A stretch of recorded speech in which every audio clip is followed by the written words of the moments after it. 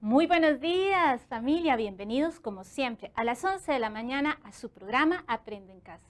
Con ustedes, como siempre, la profesora Seidy Salazar Flores, la profe Sey, que está con mucho ánimo, igual que ustedes, empezando esta semana con estos aires navideños que vemos aquí en nuestro set. Es más, vean, ya el profe Alan nos trajo, ay no, mentira, está aquí, el árbol de Navidad, vean qué bien. Gracias, profe Alan, por traernos el arbolito. Espero que estén todos muy motivados para iniciar nuestra clase de hoy y preparados. Claro, siempre nos preparamos para todo, ¿verdad? Por eso en las guías del Ministerio de Educación Pública siempre tenemos nuestro Me Preparo en Clase, ¿verdad? Ese espacio. ¿Por qué? Porque todo ser humano siempre en sus procesos se prepara, se detiene y analiza. Para que todo le quede muy bien, para que todo nos quede muy bien, primero nos detenemos y nos preparamos, como ahorita. ¿Qué nos estamos preparando con todos estos elementos? Claro, a esa etapa hermosa de la Navidad. Y nos preparamos tanto con elementos externos como en nuestro interior, buscando la armonía, la paz familiar para recibir estos espacios de Navidad, este tiempo navideño en armonía, ¿cierto? Así también lo hacemos en nuestros procesos de aprendizaje. Nos preparamos con nuestros implementos, cuaderno, lápiz, pero también con nuestra buena actitud. Así que espero que estén con esa buena actitud, bien acomodados en casa, porque ya va a sonar el timbre, ¿verdad, señor productor? Que suena nuestro timbre.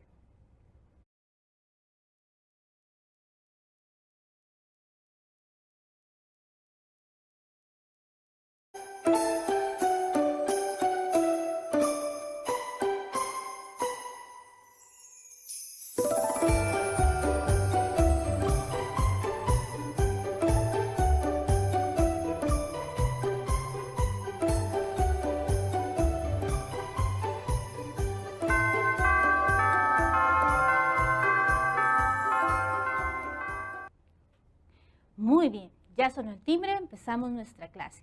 Como siempre, vamos a repasar, a recordar lo que hemos visto en semanas anteriores. Nos va a ayudar a iniciar nuestro aprendizaje de hoy. Y es que, recuerden, en español no solamente aprendemos para una guía. Cuando nosotros estamos en las clases de español, aprendemos para la vida.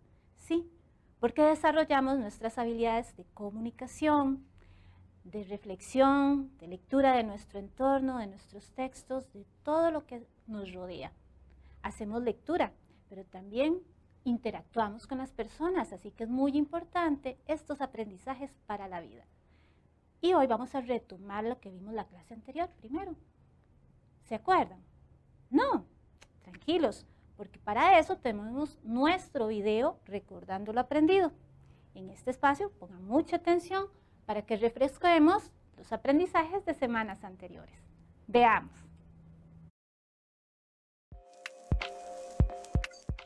Atención, jóvenes. Recordemos lo aprendido. ¿Qué vimos la semana pasada? Ah, sí, hablamos de la carta formal. Específicamente, cómo redactar una carta formal. Hablamos sobre los pasos básicos. Primero, planificar. Aquí organizo mis ideas, establezco con claridad el objetivo de la carta, identifico a quién me dirijo y procuro un léxico formal y preciso. Luego textualizar, es decir, transcribir mis ideas en palabras. Importante aquí recordar las partes de la carta. Primero, el lugar y la fecha. Segundo, los datos de destinatario, luego el saludo, el cuerpo de la carta y la despedida y firma. También vimos el correo electrónico. Aquí primero consideraremos la dirección del destinatario. Segundo, el asunto, motivo del correo. Tercero, el cuerpo de la carta con su saludo, el mensaje, la despedida y la firma. Aquí en la firma detallaremos el nombre completo, teléfono o correo alternativo de contacto.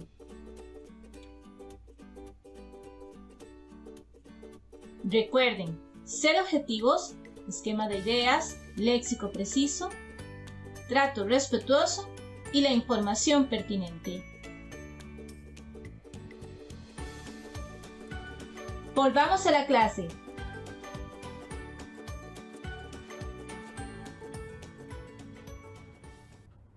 Bueno, jóvenes, vieron.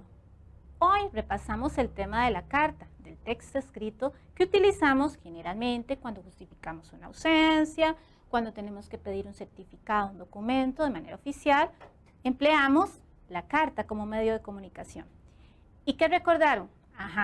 Debemos ser muy objetivos, tener muy claro cuál es el propósito de mi carta, tener un lenguaje preciso y sobre todo un tono respetuoso hacia la persona que me dirijo, hacia mi lector. Y es que en todo proceso, en todo acto comunicativo debemos tener muy presente a nuestro receptor, ¿verdad? Y tratarlo con respeto. También debemos considerar entre todo ese proceso de comunicación que tenemos, los textos a los cuales nos remitimos. Y es que, muchachos, todo lo que nos rodea es texto. Es más, vean los elementos que tenemos aquí. Los vemos y sabemos que estamos refiriéndonos a una época muy bonita, la Navidad. No solamente ahí, lo vemos cuando leemos a una persona que nos saluda, su gesto, su mirada. Leemos todos los textos que nos rodean, porque todo aquello que podemos interpretar, darle un significado, se convierte en un texto. Todo, incluso la música. Ustedes escucharon el timbre al inicio de la clase, ¿verdad? Vieron que sonaba como una campana. Sí, como las campanas navideñas. Cómo un sonido tan simple nos puede evocar emociones, sentimientos, recuerdos. Y es que, vean qué interesante, hoy en la clase de español tenemos un espacio muy especial, dedicado a uno de esos textos que nos acompaña siempre. Yo creo que desde que estamos en el vientre materno, estamos en compañía y en contacto con eso, la música. Y por eso, en la clase de español, siempre reflexionamos sobre todos los textos que nos rodean. Tenemos la compañía de este espacio, de este segmento, de la materia de música. Y vamos a ver la música, sí, con su carácter comunicativo. Así que los invito a que presten mucha atención, ojos y oídos, a esta cápsula que nos presenta Juan sobre la música. Veamos.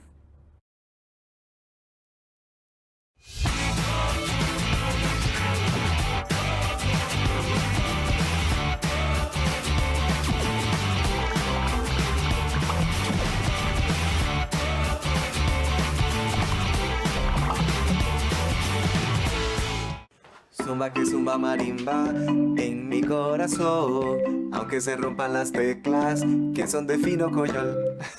Hola, ¿ustedes se han puesto a pensar alguna vez cómo nos relacionamos con la música? ¿O por qué reaccionamos cuando escuchamos música? Bueno, la música es un fenómeno sonoro que involucra significados socialmente construidos. A mí, por ejemplo, no sé, me genera como muchas sensaciones, me trae recuerdos, me transporta a otros lugares o a épocas.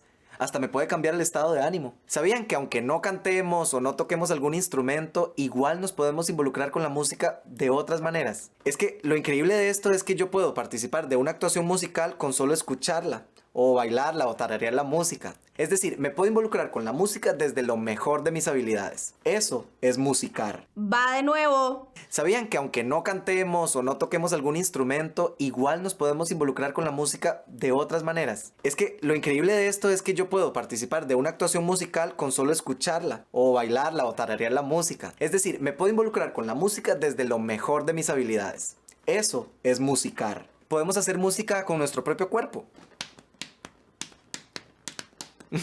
También podemos dirigir una obra musical mientras la estamos escuchando. ¿Y por qué no? Hasta podríamos escribir una canción. En conclusión, todas las personas podemos musicar, relacionarnos y vivir la música de alguna manera. ¿Cuál es la de ustedes? Nos vemos.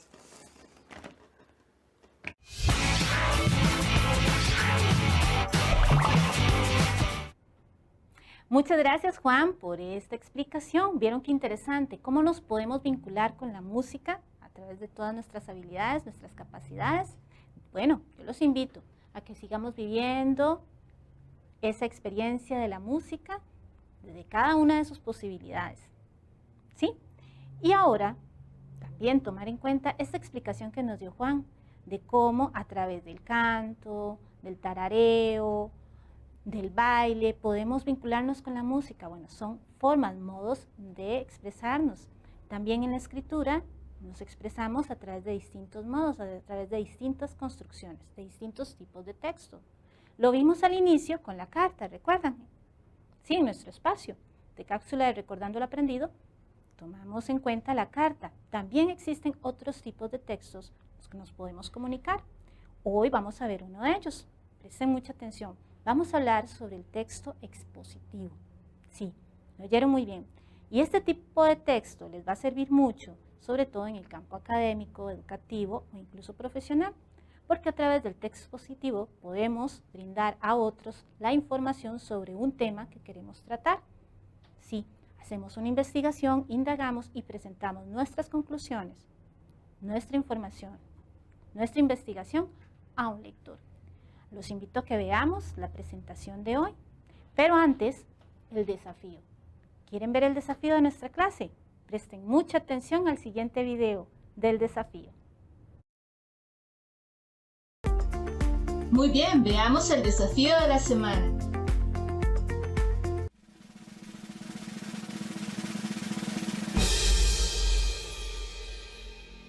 Redactar un texto expositivo sobre alguna temática de su interés. Para ello, vamos a recordar las 3 etapas básicas de escritura.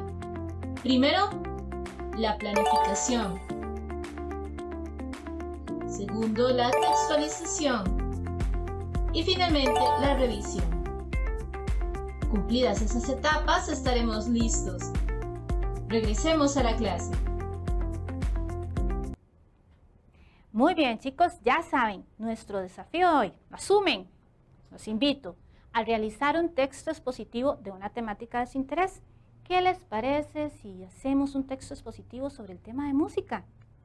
¿Sí? Vean todo lo que nos habló Juan sobre la música, podríamos investigar un poco más, ¿qué les parece? Bueno, les dejo la invitación. Este texto expositivo lo vamos a desarrollar por etapas, como bien lo vimos en el desafío. La primera etapa va a ser la planificación, luego la textualización y finalmente la revisión. Hoy abordaremos unas de ellas, pero antes me gustaría que pensemos cómo vamos a escribir y es muy importante. Recuerdan, al inicio dijimos, nos vamos a detener y pensar muy bien cuando tenemos un proyecto, cuando vamos a elaborar una idea, un texto, nos debemos detener y pensar y reflexionar. Y para esta etapa he invitado a un profesor. Yo sé que ustedes lo conocen, es el profe Alan. El profe Alan nos va a explicar todo lo previo a la escritura, ¿sí?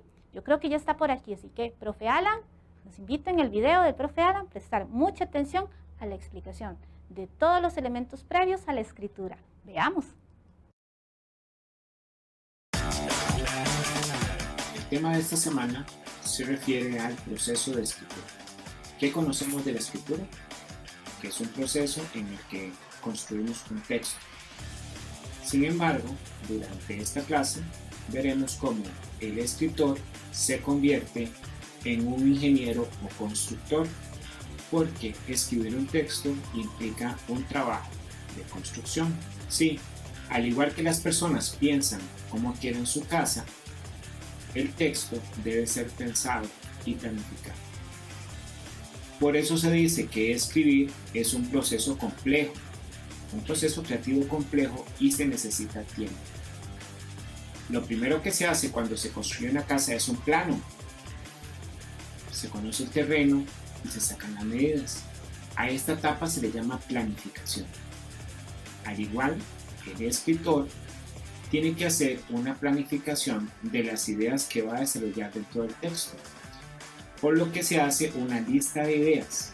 Esta lista de ideas me permite conocer lo que sé o no sé del tema.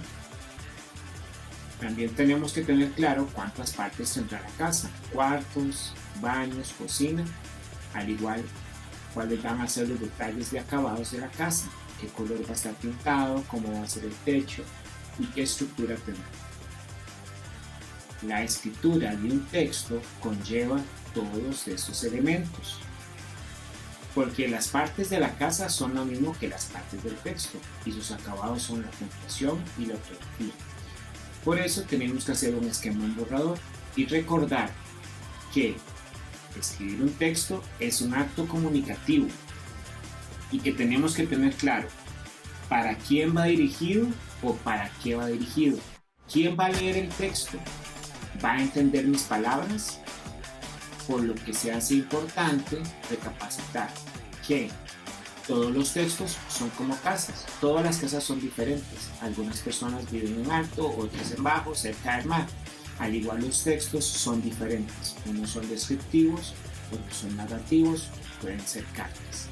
Y ese es el tema de esta semana, el proceso de escritura. Así que vamos a clase.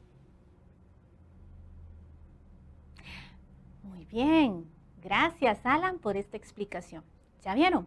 Cuando vamos a escribir es como construir, ¿sí?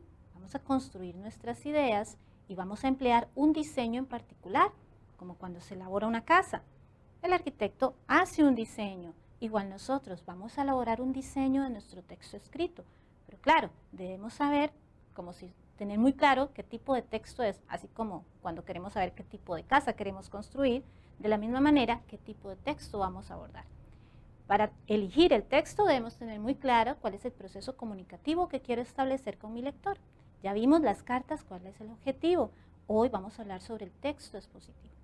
Para abordar detalladamente cada elemento, veamos la siguiente presentación.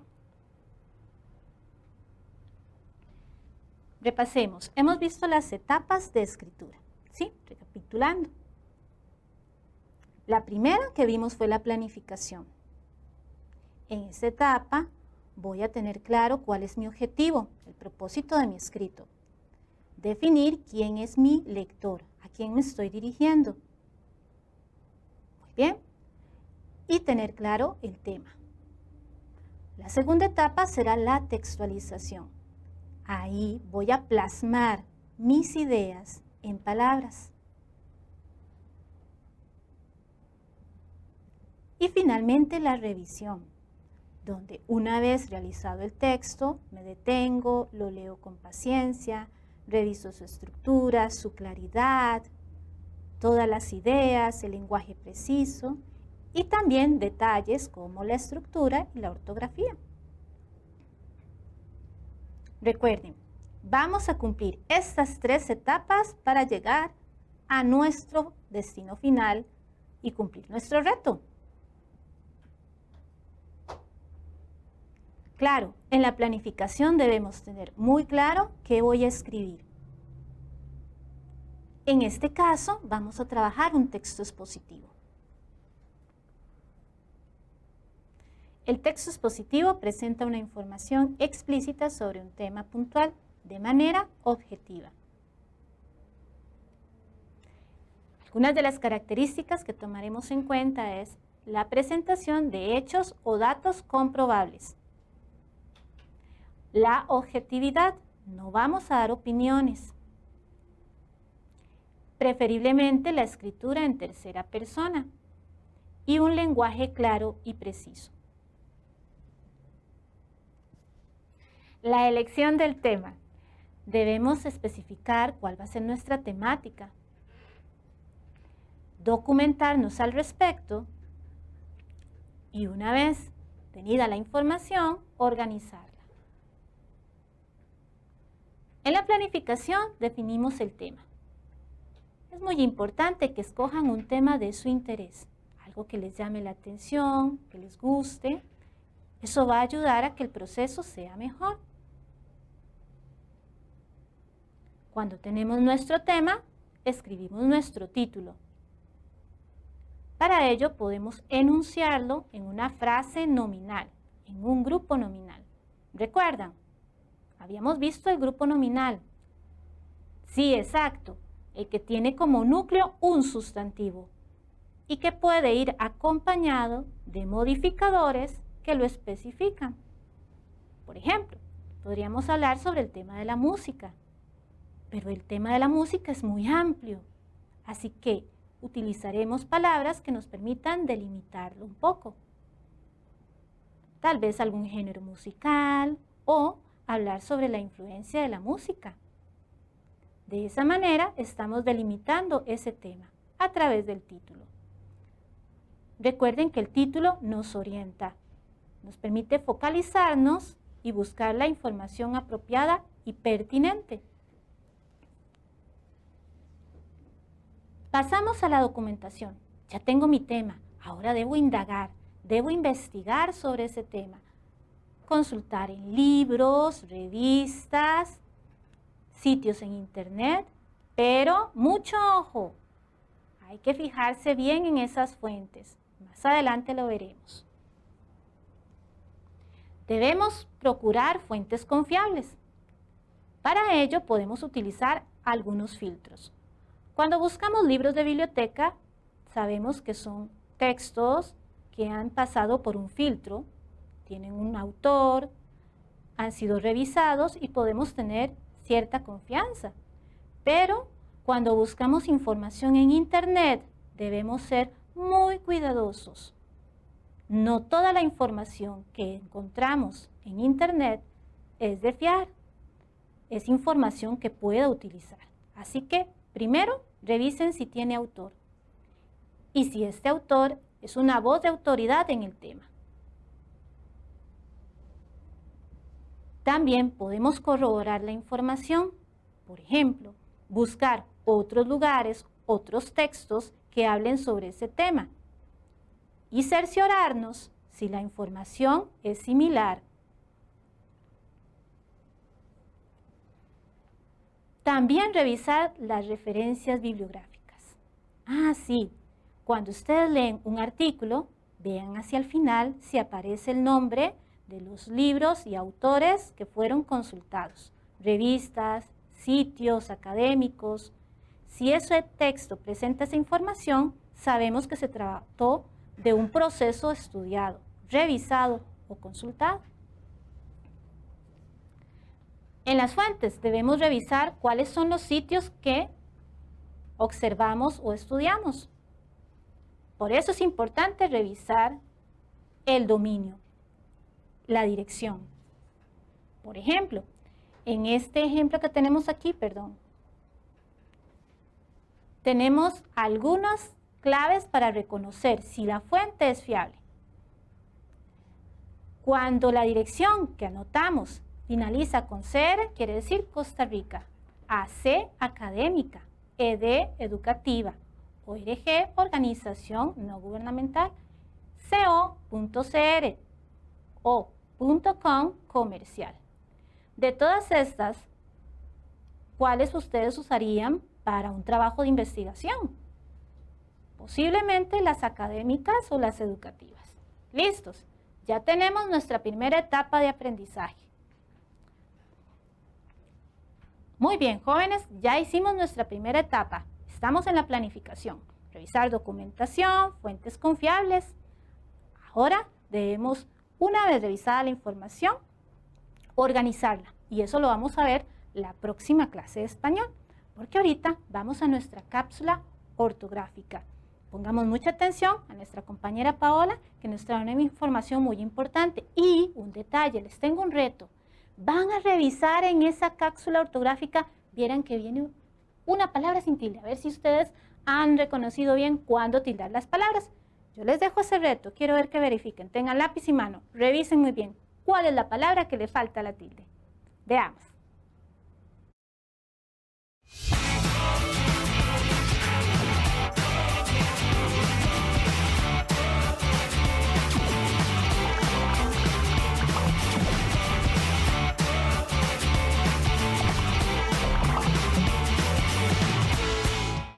Hola, ¿sabían que en nuestro idioma el uso de las letras mayúsculas tiene reglas muy específicas? Pero hay una que es la menos utilizada de todas. La mayúscula de relevancia es aquella que la mayúscula se utiliza cuando el objetivo es poner de manifiesto la especial importancia que se le da a esa palabra.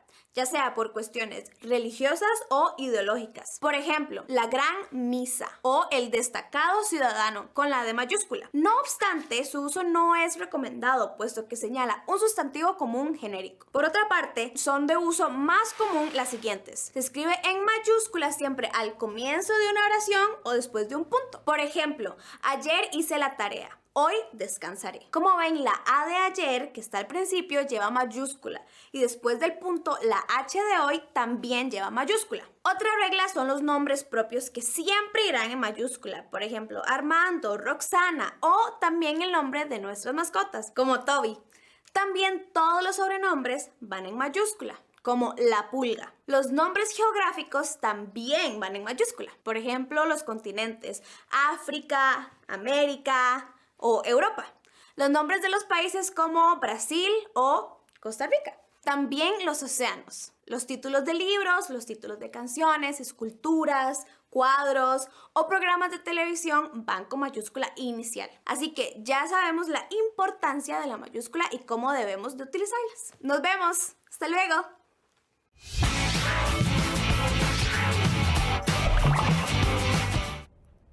Muy bien, jóvenes, ¿lograron reconocer cuál era la palabra que le faltaba a una tilde? A ver. Ajá, mayúscula. Era la palabra que le faltaba a la tilde. Muy bien hecho. ¿Y vieron qué importante? ¿Cuándo escribir con mayúscula? Excelente. Bueno, muchachos, procedamos a la autoevaluación. ¿Qué aprendimos hoy? Sobre los textos expositivos y sobre los procesos de escritura para que nuestro texto quede de la mejor manera. Ya saben, seguiremos este tema la próxima semana a la misma hora en Aprendo en Casa. Espero que se mantengan conectados, que sigue la profe Sadie también con el tema de octavo y luego Alan y la profe Gretel. ¿Quién estuvo con ustedes? La profe Sadie. Hasta la próxima.